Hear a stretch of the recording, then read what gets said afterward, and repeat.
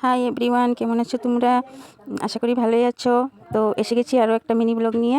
তো আজকে দেখো আমাদের ঘরে আমার মা এসেছে, দিদি এসেছে, আর দিদির মেয়ে এসেছে।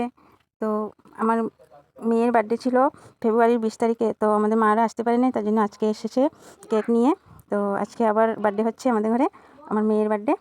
তো কেক কাটা হচ্ছে, সবাই মিলে এনজয় করা হচ্ছে। তো গাইজ দেখো আমার ছেলের দুষ্টমি, দেখো কেক কাটবে বলে তো দিদির সঙ্গে কেক কাটছে। তো গাইজ আমার ছেলে বলছে লাইক করতে, কমেন্ট করতে, শেয়ার করতে। ওর জন্য সবাই লাইক কমেন্ট শেয়ার করে দিবে, আর সঙ্গে থাকো বন্ধুরা, দেখতে থাকো। তো সবাই বসে কেক খাচ্ছে, আমাদের দিদি, মা, সবাই।